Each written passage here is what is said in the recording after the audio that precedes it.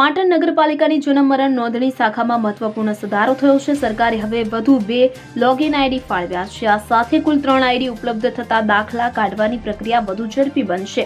અગાઉ માત્ર એક જ લોગિન આઈડી હોવાથી અરજદારોને લાંબી લાઈનોમાં રાહ જોવી પડતી હતી। કોમ્પ્યુટર પર જ કામગીરી થતી હોવાથી ભીડ થતી અને ક્યારેક અધિકારીઓ કર્મચારીઓ સાથે તકરાર પણ થતી હતી। નગરપાલિકાના પ્રમુખ હિરલબેન પરમારના જણાવ્યા અનુસાર હવે રોજના 150 જેટલા દાખલા કાઢી શકાશે।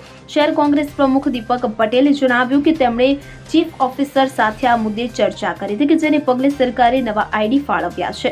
જન્મ મરણ શાખાના રજિસ્ટ્રાર મહેન્દ્રભાઈ પટેલે માહિતી આપી કે 1 જાન્યુઆરી 2015 પહેલાના દાખલા કાઢવામાં વધુ સમય લાગતો હતો કારણ કે તે ઓનલાઈન નહોતા। એક દાખલા માટે 15-20 મિનિટનો સમય લાગતો તો હવે 2015 પહેલાની અરજીઓનો ક્રમાનુસાર નિકાલ કરવામાં આવશે। Bureau report CN24 news. હવે જુઓ દેશ દુનિયાની તમામ ખબરો તમારી આંગળીના ટેરવે। ઉઠાવો મોબાઈલ અને Google Play Store પરથી ડાઉનલોડ કરો અમારી CN24 ન્યૂઝ મોબાઈલ એપ।